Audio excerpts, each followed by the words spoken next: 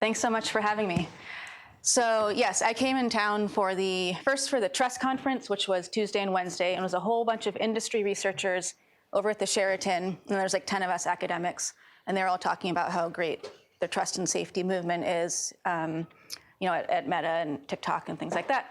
And then today and yesterday were the Research Association. And I kind of felt like I was just observing all these industry folks who are talking about social media, but from the industry perspective. So it's very nice to be back with the classroom and my academic peers.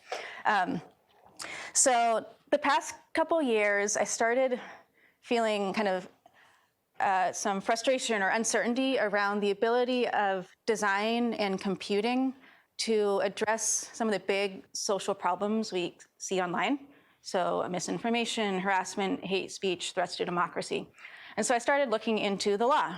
And so I was looking at tech policy, regulation, criminal legal systems, and then I learned they don't know how to solve these problems either. But so now I'm kind of taking this perspective that bridges computing, design, social norms, and regulatory considerations into how should we think about designing, studying, understanding, regulating tech broadly. So that'll be a theme through the talk. So this semester I'm teaching 2 classes at Michigan, as it turns out. One is a PhD class. It's called Algorithms, Discrimination, and Justice.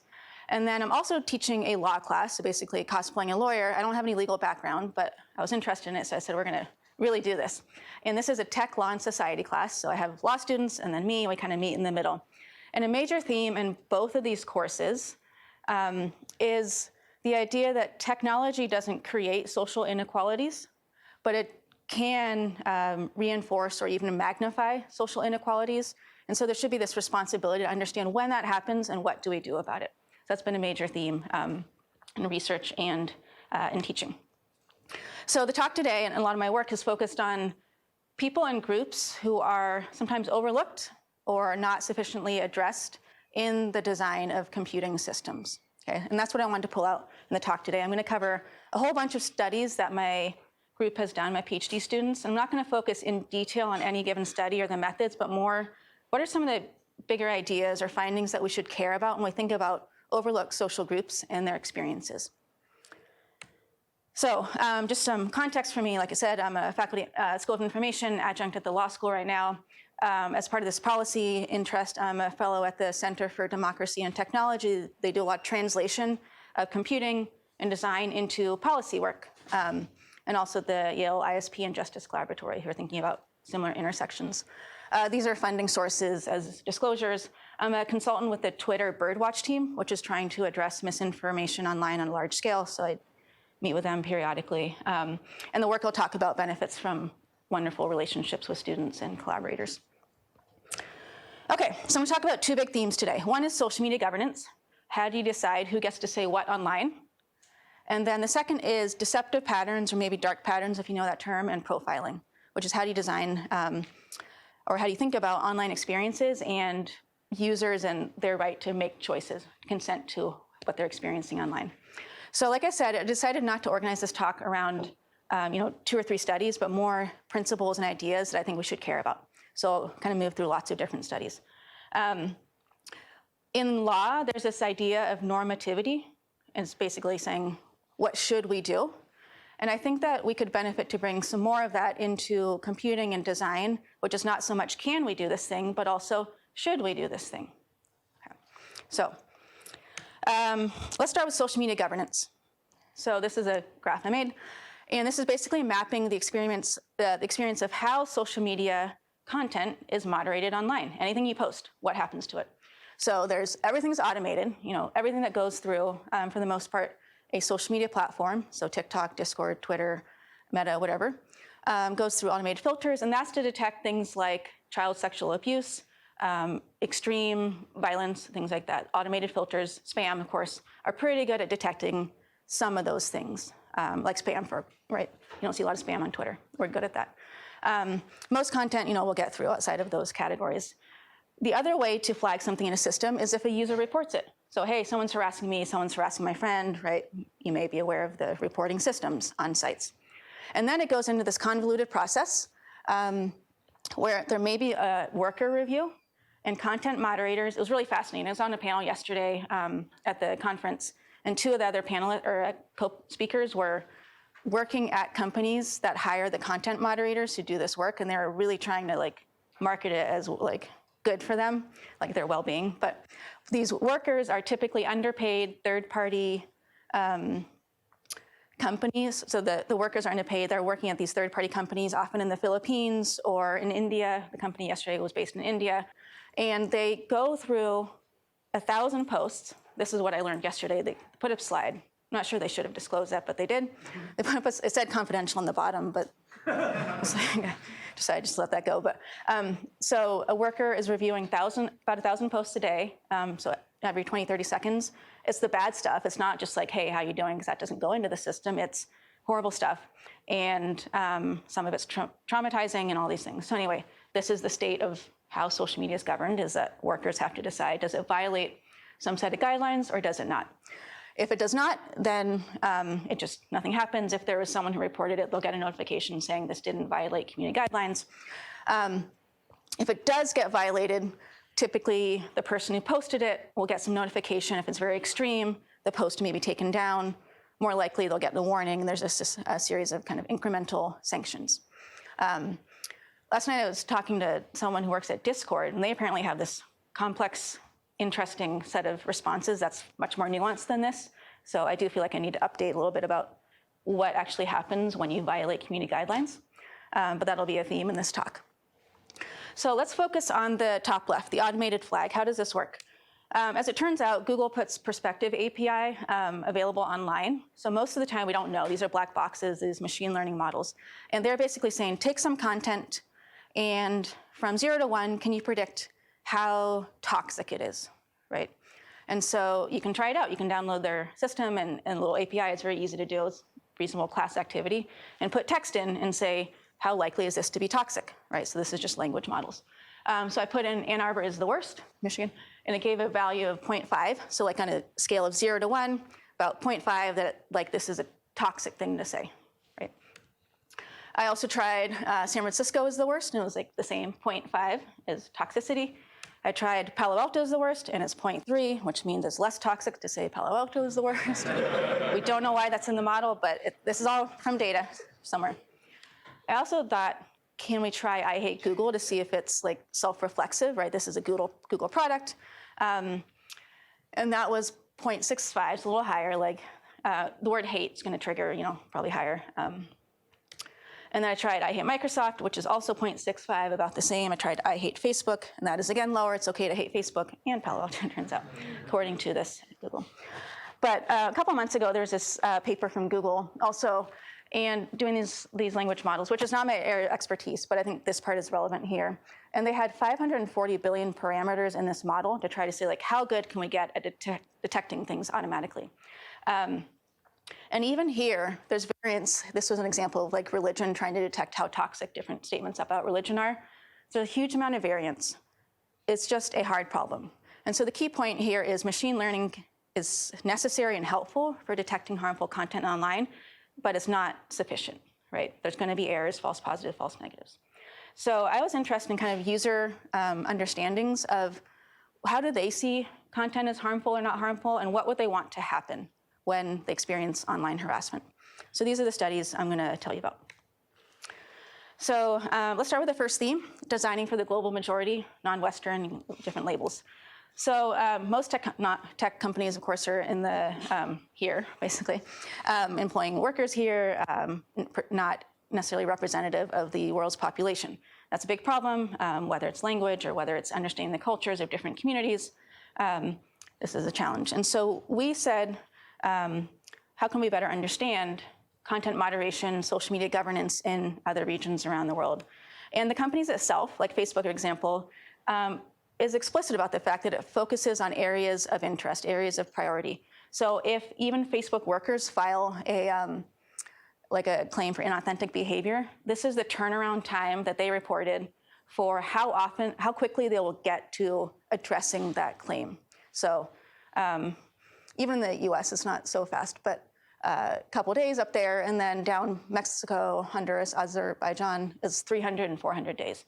So you file a complaint. Once this came out, presumably they're going to address this, but basically they center US populations, English-speaking populations, and things like that.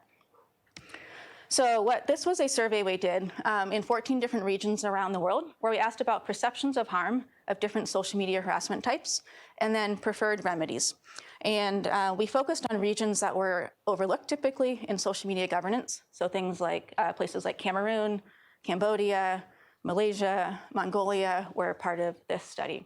As one kind of principled approach, we decided to have people on the team, on this research team, who were from the regions that we studied. So we had at least one person come from the 14 regions.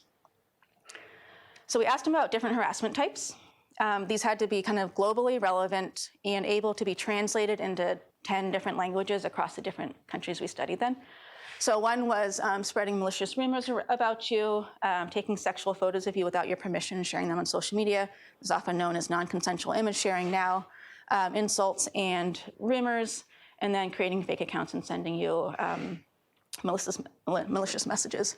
Then we asked about harm measures, so psychological harm, personal safety, sexual harassment, and family reputation. And then we asked, what would you want to do in response to this, right? So removing content, banning users. Okay. So here's what we found. Let me go over this. Did we lose? Okay. This was sexual photos. So this was sharing sexual content without your permission, non-consensual image sharing, huge issue globally. There's very little regulation at any federal or government national level to address this, big problem. And here, harm is very high. So on a scale of 1 to 5, it was like 5 is like highest harm, 1 is lowest. And the blue dots reflect gender. We weren't looking explicitly at gender, but we'd asked gender as part of the survey. Women perceive higher harm than men across the board for these. Well, actually, you'll see it for all of the different kinds, but the light blue dots are women and the dark blue dots are men. The next one, similarly, you see malicious messages. It's lower than the sexual non-consensual image sharing harassment type, which is not surprising. That's kind of perceived as one of the worst kinds of harm, is to take someone's nude photo without their consent and post it on the internet where it cannot be contained, right? Spreading rumors, we're going to come back to this one. This is interesting, but a little bit lower in harm, and there's some variance. Family reputation is a little bit higher, right, in terms of the type of harm that's more prominent for spreading rumors about people. Maybe that makes sense. And then insults and disrespect was the lowest, right? So these were overall perceptions of harm globally or across 14 different regions. We also looked at across each region what were their perceptions of harm, and I'll just focus on some key highlights. Remember, these are all like averages, and so we want to take them with a large grain of salt. Everyone's different within countries and across countries, things like that. Here, United States was lowest perception of harm, right? So we think about if the United States is making all these decisions about what companies should do, we're not representative of the other countries. The highest was Colombia, India, Malaysia, Korea. So let me show you an individual plot. For insults, right, and then for family reputational harm, we saw the biggest gap between the US and how people in the US perceive harm, and then other countries. So India's highest, Malaysia, China. And so this is because something like insults, if you're in the US, maybe you're like, okay, of all the bad things that can happen, that may be lower in perceived harm. And family reputation in the US is also not for many people, a prominent risk or something that really keeps us up at night. In other regions, it is. Both insults are perceived as higher in harm, and also family reputation, threats to family reputation. And these are especially gendered as well. There's a variety of qualitative researchers, Nithya Sambhavisan and Amna Batul, who've done kind of deep dives in regions like India and Pakistan, where there is family reputation, there's honor systems, and where it's gendered, where being online and posting photos online, et cetera, is going to be high in harm and these kinds of things. Korea as well, lots of places. Okay, I'm going to switch to the next big theme here, justice frameworks. So I've been thinking a lot about, like I said, the criminal legal system and ideas around punishment.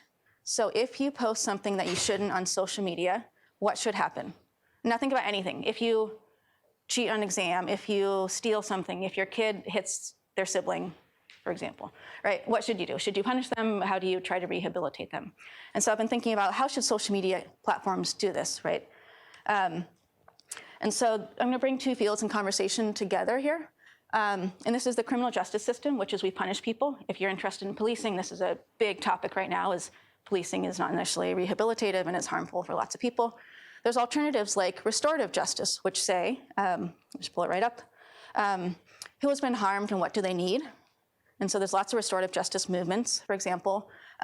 There's across regions and historically there's lots of restorative justice efforts, but Stanford itself, the student office has a restorative justice option. If there's interpersonal conflict or harm, there's lots of different steps one can take, but one option is restorative justice, which is thinking about, can you apologize? Can you have mediation?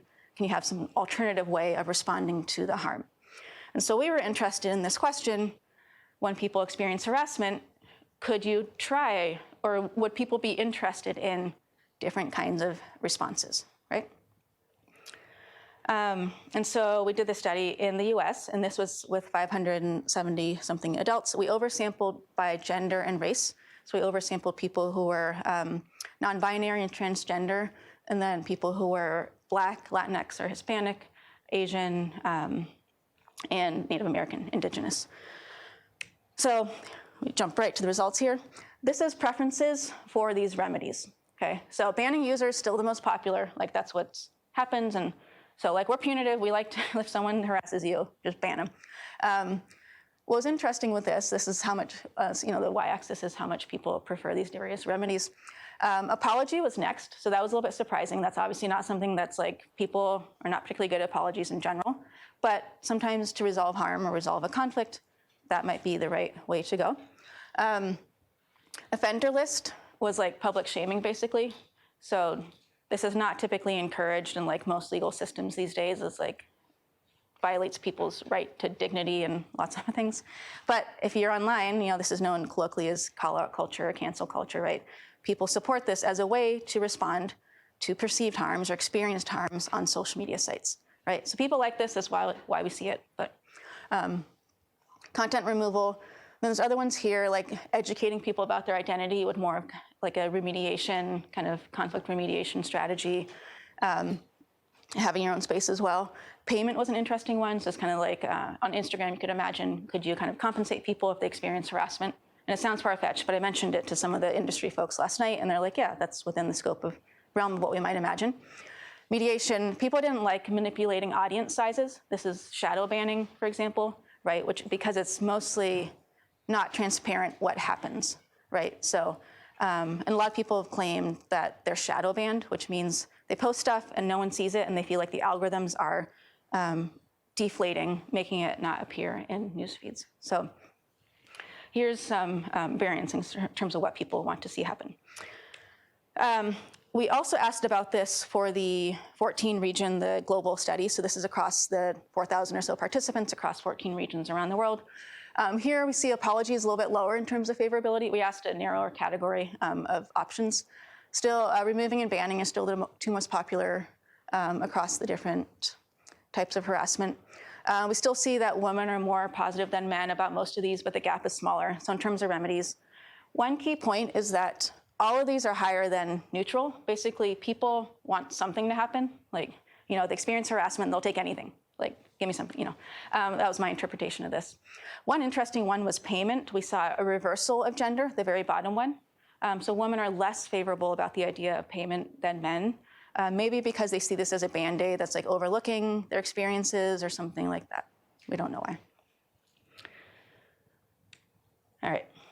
We also asked young people about what would they like to see happen. So this is just a simulation, but we sent text messages to over 800 young people, 14 to 24 in the US only. And it was using an automated system. So basically sent them a text message. Once they responded, it sent the next text message back. And so the question we asked them was, what would you want to happen? Or what would you feel like a fair resolution to you if you experience bullying or harassment? We used bullying. We thought a lot about language and tested in all these things. For young people, bullying is more salient. As you get older, it's harassment. So we used both. They could choose kind of how to think about it. Any guesses on what they might like to see? Content removal, banning, social support from friends, apologies. What do you think young people wanted? I'm guessing social support was pretty high. Social support, yeah. I think apologies. Apologies, yeah. I mean, they also like all of them, but yeah, take anything. But it was pretty overwhelming support for private apologies. So 60% preferred the apology, and of those, twice as many preferred private apology. This is probably because a lot of their conflict is going to be interpersonal. There's longstanding social relationships. If they're in high school, right, it might be within that community. They don't want drama. They don't want parents and schools getting involved because that usually sometimes makes things worse. And so private apology. I think that's important because we think about designing online systems, social media governance on a very large scale. Young people may need very different responses or benefit from very different responses than adults, right? Do you think that's because of that stage of being young and those issues with parents, or is that generation's going to be different and as they age, they'll still want something like that? That's a good question. I would guess it's something to do with being young. Just young people don't trust most. We also asked them about how much do you trust companies to like respond fairly to issues you experience, and it was very low. But yeah, I think it's a persistent characteristic of young people not to trust institutions around them, right? Whether it's parents and schools, and so I guess it's stable, but yeah, I don't know. Good question. Some of the things they said: there needs to be deleted posts, private apology. This last one I like because like you ask young people on text message, they'll say what they really think. Stop being a little bitch, which is what they want, right? It's like no drama, just stop, move on. Okay. This was funny. So for the folks who study this was funny to me. I don't know. We'll see. So I like went on some little website here I fake test messages to like create this just for these slides. And then I saw that they created a transcript and they removed the word harass. They like moderated the word harass out of their transcript because they thought it was bad, which is like the most naive interpretation of moderating content ever, like the word harass. But Getting rid of ass. oh, that's they removed that. Someone want to go on to ifaketextmessage.com and test? I'm serious. Yeah. So test if it's ass. Things you'd never like imagine. Hey, students, go type in ass and see if it works. Yeah, so I guess this would be ass as well. The other two, I tried like a bunch of them because rabbit holes. Some of them didn't moderate harass or ass. I hadn't even thought about that, but someone try it and let us know how it works. It's also extremely, even more naive if they're moderating out ass without white space on either, like. Let's take the class. An intro CS class. Maybe not this exact assignment, but like something like that. Okay, and then last theme I'm going to focus on here is human rights and civil rights for social media governance. So come back to the slide I showed you, and in this we looked at specific groups. You remember I said we oversampled people by race and gender, and so in our regressions we pulled out, do those groups fall out as having different preferences than the average, right? The whole point is like we're trying to think about how groups that are overlooked might experience things. So for example, we saw that green lines here, the people who are transgender, Native American, Hispanic, or Latinx were less favorable towards payment than the average, right? Maybe again, they see this as a Band-Aid overlooking their experiences, to pay them off or something. But we didn't ask, but that's one possible interpretation. People who are transgender also didn't like the apology, and I'm guessing that maybe there's a sense of like, if someone's harassing them for being transgender, they don't want to have any further communication with that person, apology or not, right? Like, so apologies are limited in scope. If someone's harassing you, like, you don't owe them the opportunity to apologize, in my opinion. And then Native American, Indigenous people were less favorable towards banning users, which is interesting. These are beta coefficients, like, this is reasonably high. We did see there were more positive transgender people, Native Americans, and Asians for identity. Maybe not surprisingly, this was educating people about your identity as part of your online experience, right? So,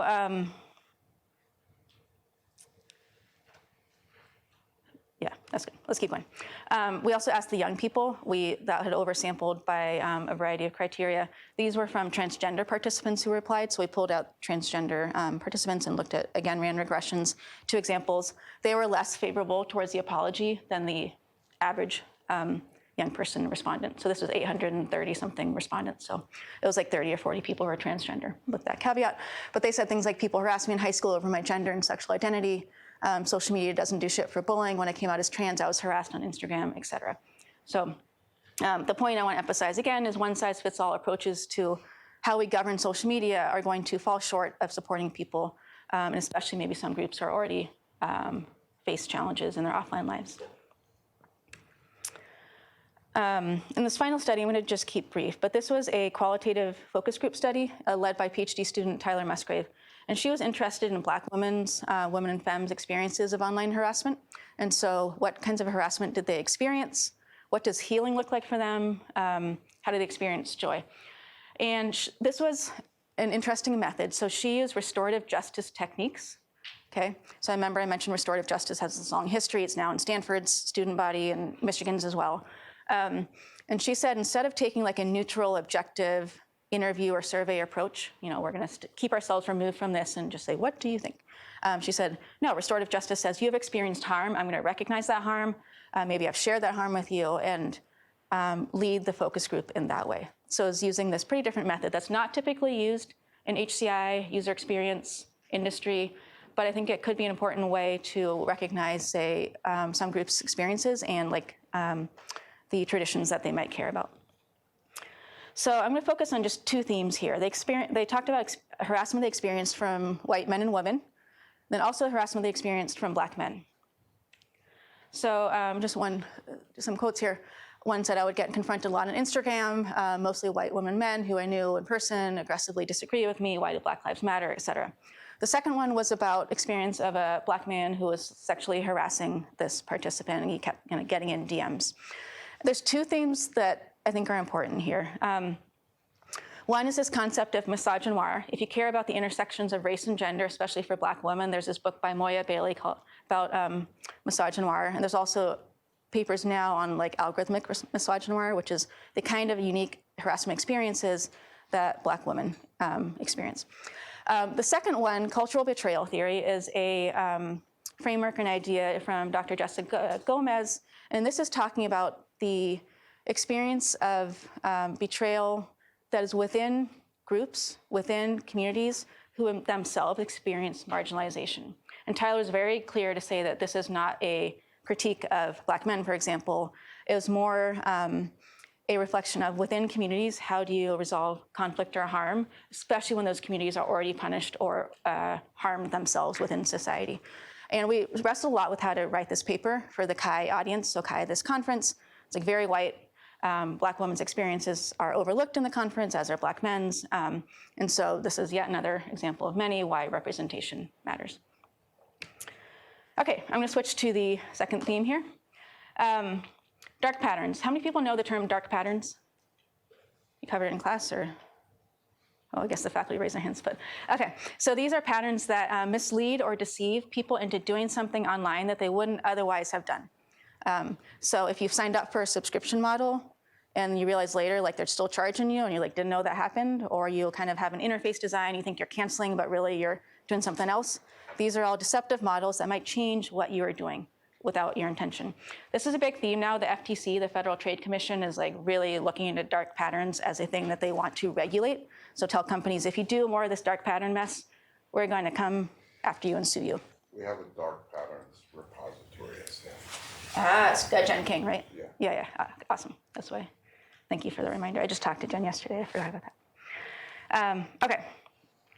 So how many people looked at, so I'm going to talk about kind of different kinds of dark patterns that might manifest. How many people looked at your ad settings? What's this? All right. Google, probably? Yeah. Well, here's some links if you want to look at Facebook and Twitter's as well. They all capture different things, reveal different things, and let you manipulate different things. Okay. Has anyone changed these settings in any way? Yeah? What did you do? Like turned as much off as I could. Yeah, okay, fair. Yeah. On Facebook, I've been a 70-year-old man since 2013. I was pregnant with my first kid, and I kept getting all the weight loss and like muffin top ads on Facebook, because I was like a 30s woman, and of course all we want to do is diet, right? And so I became a 70-year-old man, and I've like never gotten a weight loss ad again in the last decade. I did get weird things like diaper ads, which was like, I had kids, but I was also an older man. Different kind of diaper. Yeah, different kind of diaper. So anyway, you can manipulate things as you're not supposed to, but you can. So I looked into kind of Facebook and how do you actually kind of adjust things. So this was like one of my random kind of go into the targeted ad profiling. And who knows what this is. I don't play golf, but I clicked on golfnow.com. In fact, I explicitly don't care about golf. So I clicked on this and it said like golf now. And then there's a why are you included in this advertiser's audience. So I clicked on that. And then you have this thing, and you can say allow or don't allow, various, I guess, just don't allow, opt out of things. So you can do this like 200 or 300 times, every week or two as it repopulates your Facebook feed, should you want to, decide what ads you get. All right, I'm going to skip through these examples. So this is a project led by PhD student Cami Garay, and she was interested in how do young people understand what ads they're being fed and why, right? And so she interviewed them and asked them about this, and then she had them pull up their Google Ads settings and say, like, what do you think? Is this what you thought? And then she had them also categorize targeting based on sensitive characteristics like race, age, and gender, and how they perceive that, useful or creepy or both.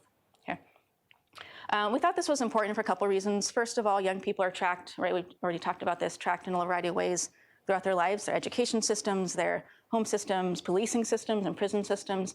And the way they may be tracked through the algorithmic experiences they have online, through the profiling, is important and not well understood. I have a 9-year-old boy, and one of my biggest questions is what kind of misogynistic and white supremacist content might be exposed to on YouTube. He has free access to YouTube, which is a choice we made, but he could be exposed to a lot of things. So I think this is a huge area that we should be studying. But this was with young people. So we had them map on a mural board of useful to creepy. And we took the 9 or so protected characteristics, 8 or 9, and said, how useful is this to you to be targeted based on your age, your race, your gender, et cetera? And then how creepy is it, right? It turns out those are not mutually exclusive. This is just one participant, but there's a lot of things where it's both useful and also creepy, and they're kind of well, this is weird, but we're okay with it as useful because then we get stuff that's more personalized to us. So some of the findings here were they were pretty certain, they understood that they were being targeted based on their behavior. So you click like on something, you can get an ad for related content. They understood on sites like TikTok, which is newer, your scrolling behavior is going to predict, they're going to infer based on what you hover on, what you might like. Anyone on Miami Boys Choir? Super obsessed with them right now. Yeah. Check it out, Miami Boys Choir. It's super weird, but that is so popular. But anyway, you hover on something, it's going to just serve it right up to you on TikTok. What they didn't know about were things like search history. Does that dictate ad preferences or ad experiences?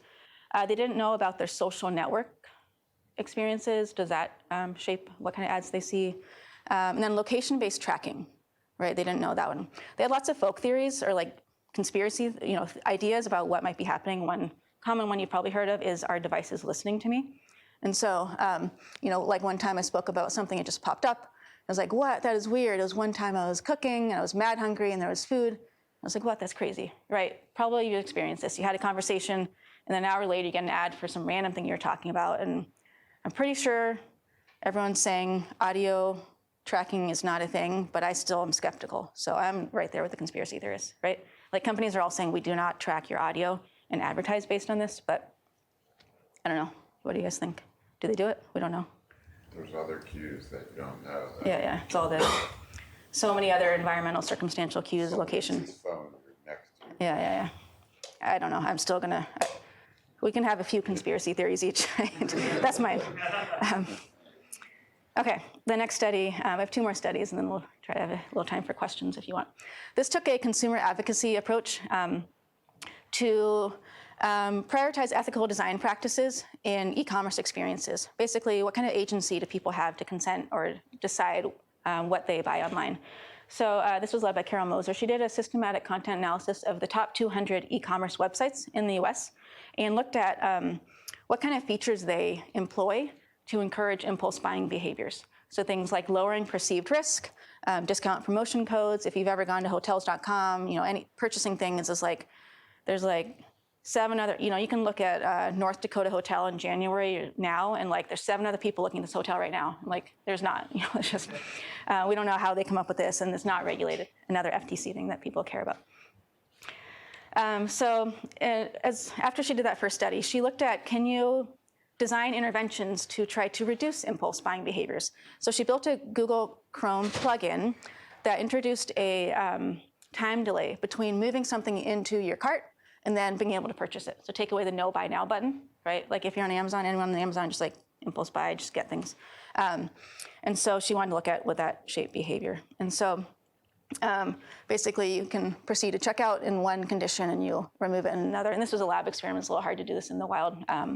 We originally wanted to do a Chrome plugin that could be just used widely, but it was hard to enforce it. 'Cause basically, people would use their devices, try to intervene in people's behavior. And if it's do a phone intervention, they're going to get on their browser and browser getting the phone. So we gave up.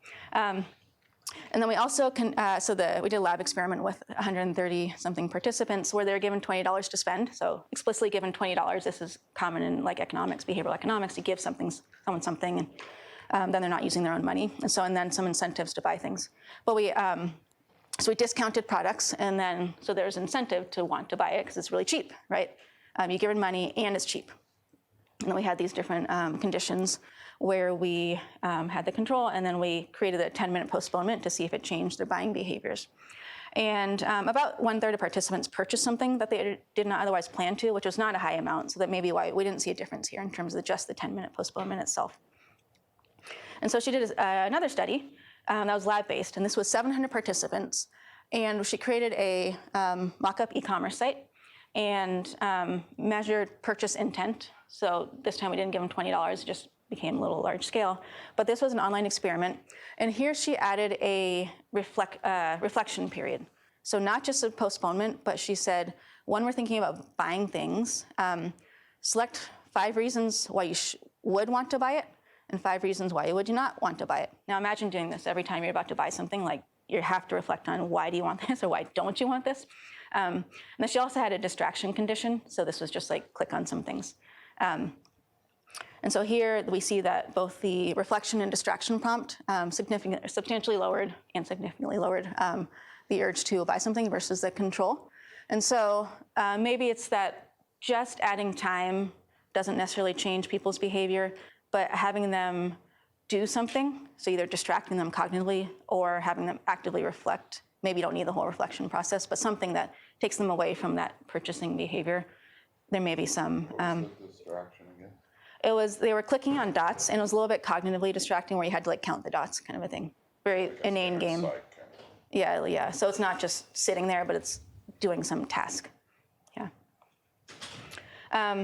And so there's a key takeaway here is that for HCI, and which is why I came into this law policy stuff, is that my sense is that some of these challenges put too much burden on the user to control their own behavior.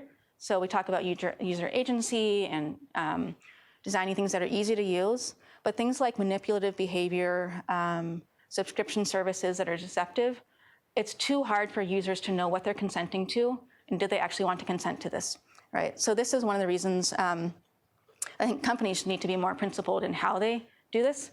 And probably this is a call for regulation because they're not going to do it unless someone tells them you have to do this or you have to stop doing the more manipulative kind of behaviors online. Okay, and then the last one is a little bit of a tangent, but I like it, so I thought I'd include it.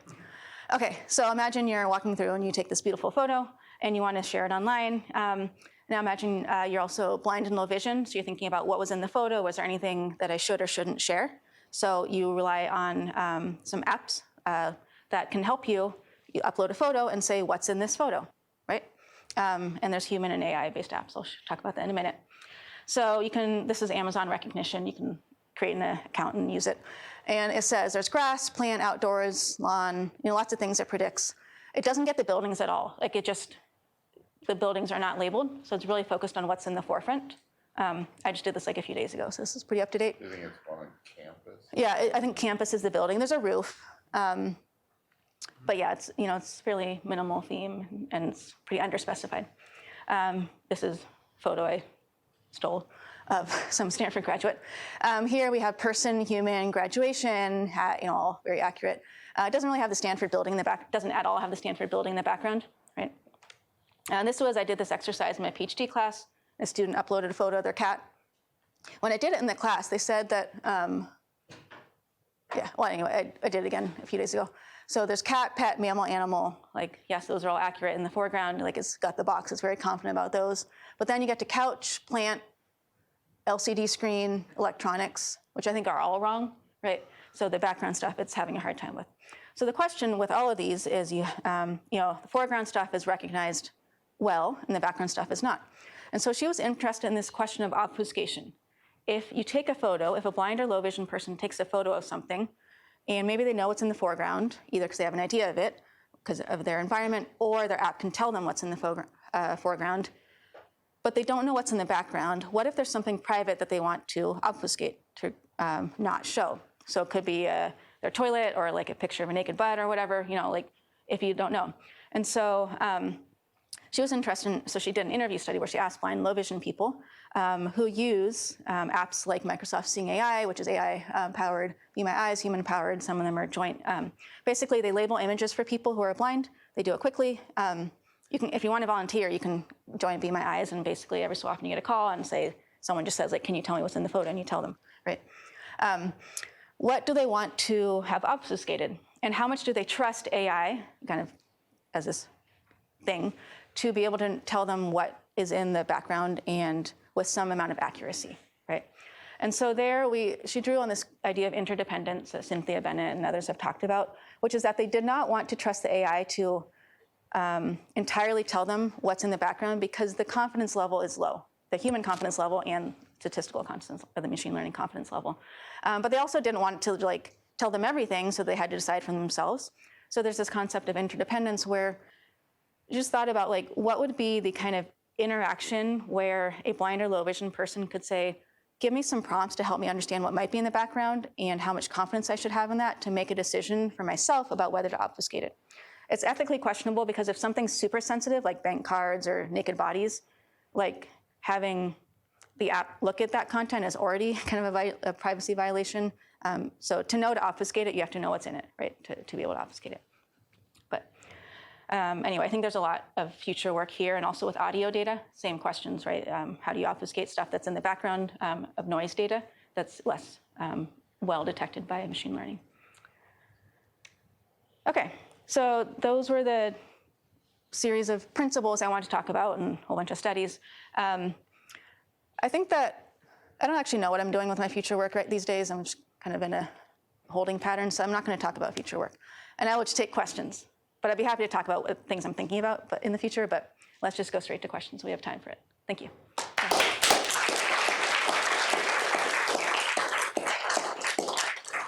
Yeah, go ahead. So going back to the idea that certain groups, certain identities have preferences for different harm reduction methods or punitive methods. I'm curious if you see industry figures or the people in charge of these systems potentially implementing sort of separate pipelines for these policies based on identity. So for instance, if somebody's on Twitter or Facebook and indicates in their profile, like, I'm transgender, and then Facebook says, okay, we'll have a different, punitive pathway for you if you report crime or something like that. I'm curious if that's an approach that is being talked about or thought about. I talked about it this week to the industry audiences, and actually Tom Tyler, a colleague. Yeah, there's a few conversations. The biggest challenge, I think, a huge design, interesting kind of HCI opportunity is how to create more personalized governance experiences that allow people to make some decisions for themselves about what pathway they want to take, but that's not overly paternalistic, because if you say, oh, you must apologize because we know your identity, no one's going to like that, and that's a harmful, so it's that reduce risk while increasing benefits. And so I think it's about creating pathways that let people choose, but they can't be adjudicating. The same way you don't have victims decide what happens to an offender in the legal system, because victims may be overly punitive and things like that. So I think yes, there may be some reception for kind of creating more pathways. One principle that I think everyone agrees on and just needs to happen is transparency, which is people don't like governance pathways in the criminal legal system or on social media if they don't understand why they were banned or why the content was removed or why it wasn't removed. And so being able to say, these are the sets of criteria we used, and let people know ahead of time, and then also retroactively. There's procedural justice theory says people are more okay with outcomes if they understand the process through which one moved to get to that outcome. So, yeah. First of all, thank you so much. I really enjoyed it. I wanted to ask a bit more about the dark patterns. So how these companies can subtly nudge users into behaviors they might not be expecting. I was curious to hear more about the sort of regulations that the government can see, as well as what sort of fine line there is between something that's just like a pro-business practice, maybe like the Amazon checkout button, versus a full-blown dark pattern.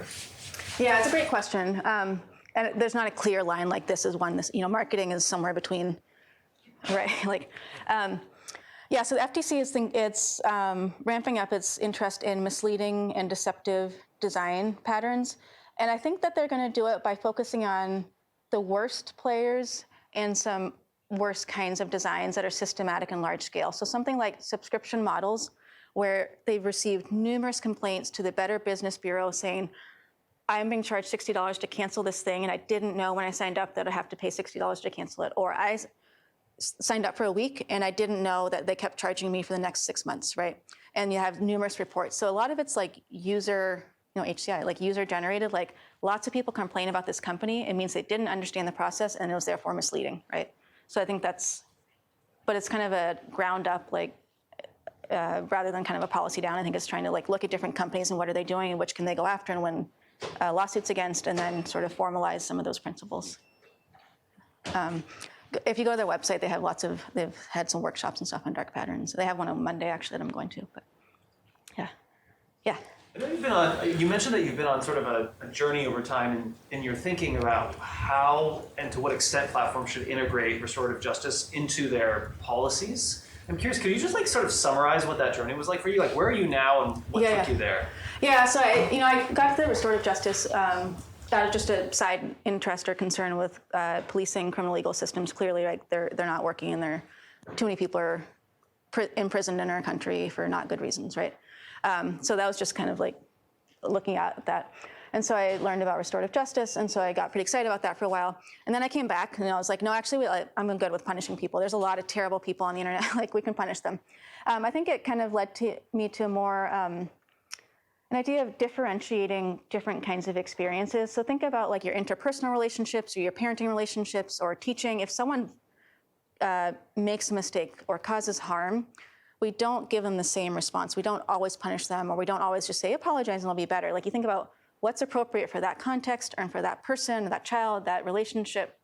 And so it kind of I was sort of we're punishing too many people, but that's in the criminal legal system. But it does come up online if people are being overly sanctioned or shadow banned, like sex workers, for example, if they were overly sanctioned for non-illegal content because they post various photos, there can be harm for some groups. So yeah, now I like the restorative justice thing, but just a little bit, right? There's some pretty terrible people on content. I think we still need device level bans, IP level bans. But for all the people who are not trying to be terrible and who just knew the rules or had a chance to say, hey, I'm sorry, I won't do that again, don't put them in the punitive pipeline, give them a more restorative pipeline. And actually, that's the majority of people. It's not the majority of harm, but it's the majority of people. That's pretty well known at companies. And do you ever respond, if the response is oh, I don't know how that scales, one of those kinds of things? Yeah. Paint a vision for us for how that would work. Yeah. So how does this scale? I think you can build restorative pipelines into interface designs, right? Which is what kinds of things do people want? You can just say did you intend to do this? Do you think you're going to do this again? And let people say, no, I'm not going to do this again, because you can measure, do they do it again? And did they uphold their agreement? So you can automate those things.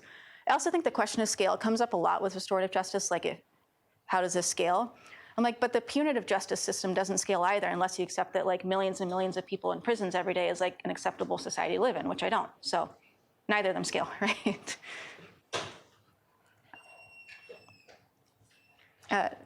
Was there time for one more question, I think? Okay, go ahead. So thinking about governance again on social media, obviously a big part of the whole consideration has to be the fact that people can just make a new account or even a bot network of accounts for harassment. So I'm curious if you know that people have different perceptions on what should be done or what their preferred thing would be. Say if it's an individual that they know who says something hateful about them versus, I'm being targeted by a botnet or something like that. Yeah, I think that there need to be better protections and escalations for people who are being systematically targeted by networked harassment, right? So networked is lots of people have gone online, decided to harass this one person. This is what Kiwi Farms does, right? Kiwi Farms is now taken down. They're trying to find someone to host them.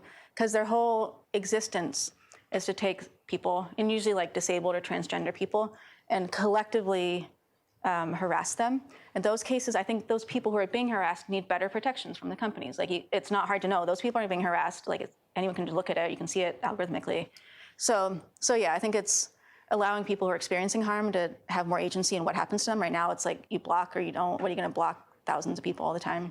There needs to be like more sophisticated ways to protect yourself, and the companies should be responsible for supporting that, in addition to like dealing with the networked harassment. But it's a good question. It's a huge problem. All right. Okay. Why don't we cut here? Thank you, Sarita. Yeah, thank you.